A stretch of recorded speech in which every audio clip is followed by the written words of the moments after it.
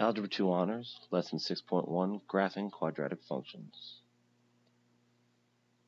So, what's the general form of a quadratic function?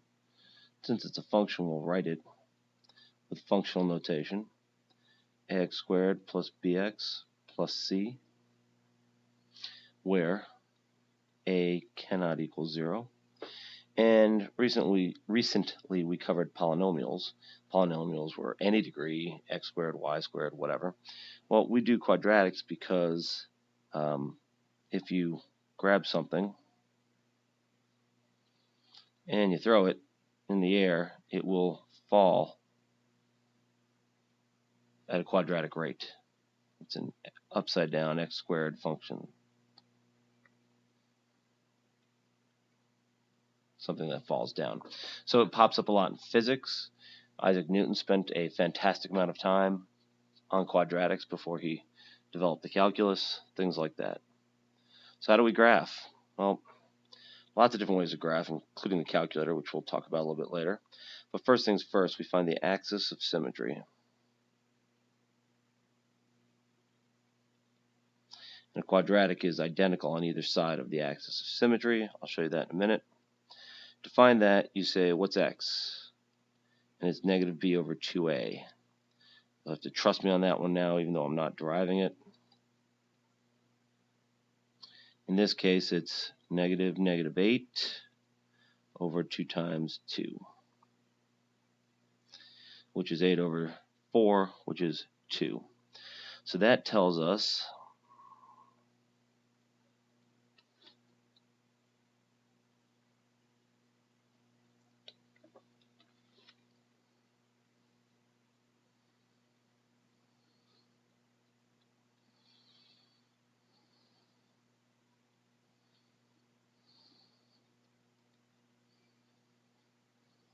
make our quick little coordinate plane here. Tells us there's a line at x equals 2, 1, 2. And I label it AOS x equals 2 for axis of symmetry. No matter what happens on one side, it'll happen on the other. If it goes down, it'll go down. If it does this, it'll do that. Of course, it won't for quadratic, but that's what an axis of symmetry means. Whatever happens on one side happens on the other. So we plug the 2 back into the function because we know we're on that line for our vertex, and we go to find the vertex.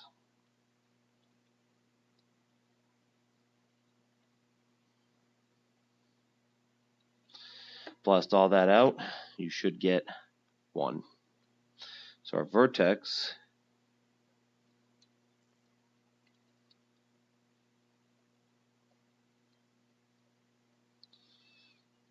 is 2, 1. 1, 2, 1. And again, I label everything.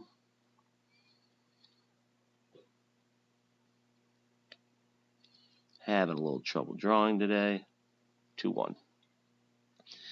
The other two things we can find are the y-intercepts and the x-intercepts. There are no x-intercepts in this case. I'll show you why in a second, and we'll do that in a few minutes. So we go y-intercept is at f of 0. In other words, it's just the c value.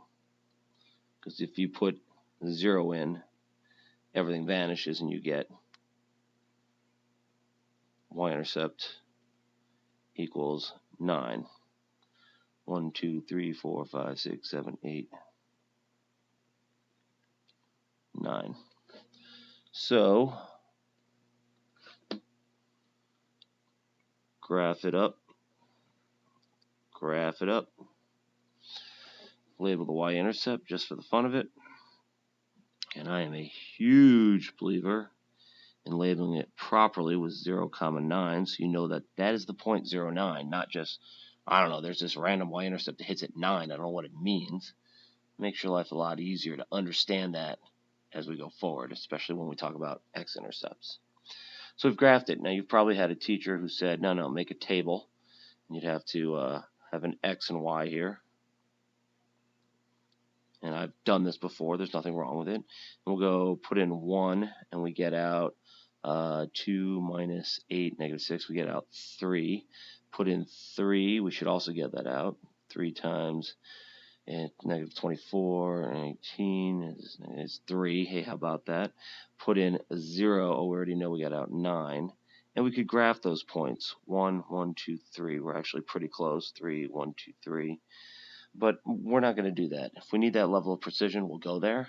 But at this time, we're not going to worry about it. Just get the points we can. So how do you find all of these? Oh, see above. I just did them all. Except the x-intercept. We'll do that one right now.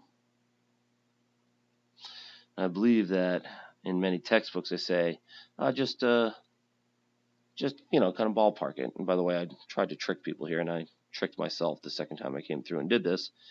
Always put it in ax squared plus bx plus c order. Otherwise, you'll mess it up. So axis of symmetry, x equals negative 9 over 2. Plug that back in, we get a vertex, f of negative 4.5 equals negative 12.25 if you plug it in, I believe. So we graph it, and I'm going to go by 2s.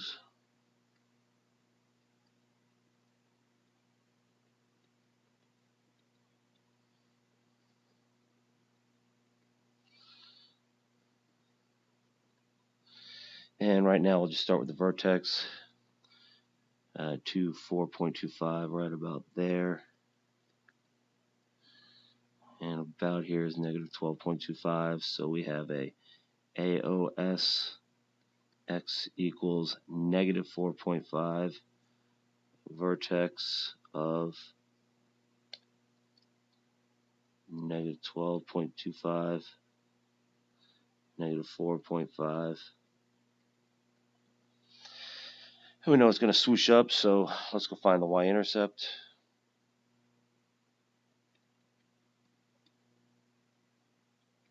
It's 8.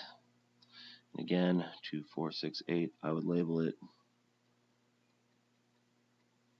0, 8, because that's what it actually is. And it comes down.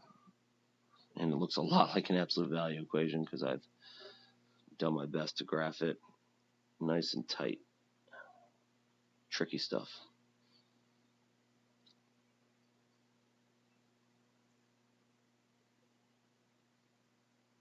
Something like that. Now, we'd also like to know the x-intercepts, which are here and here.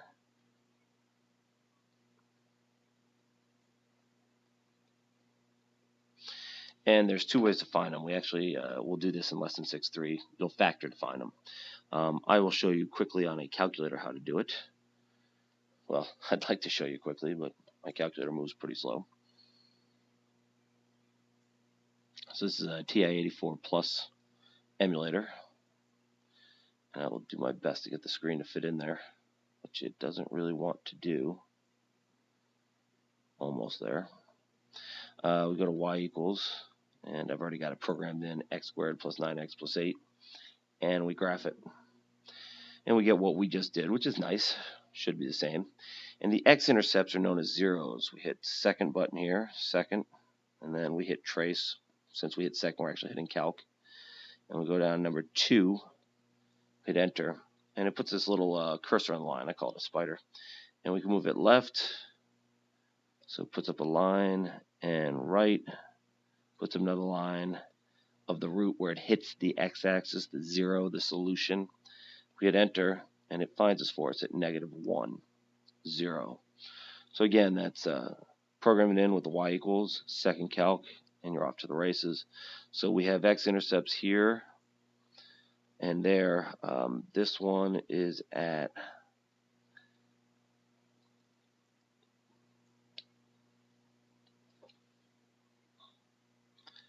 negative 8, 0, and again, please, please, please write out negative 8 comma 0. And this one is at negative 1 comma 0.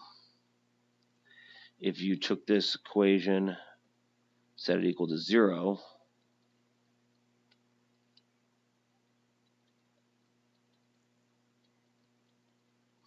and factored it, you'd find you get negative 1 and negative 8. So we'll do that soon enough. For right now, we'll leave it like that. So there it is. That's graphing. I've taken a long time to do something that's really fairly straightforward. Just graph it, do your best ballparking your roots, and go from there. The big piece I do want you to get is that it went up. It went up because the a value was greater than 0, which means it has a minimum, which means it goes up. I don't know what else to call it. If the a value was less than 0, then it would be a maximum and the whole parabola would face down. So I want you to be thinking about the ability to speak about parabolas, to say, okay, it's this, it's that, it's going up, it's going down, it's shifted left, it's shifted right, it's thinner, it's fatter, things like that. The next lesson starts with how many times it hits the x-axis, which is important because that's how we solve a lot of problems, finding where the quadratic crosses the x-axis. That's it for now. Happy mathing.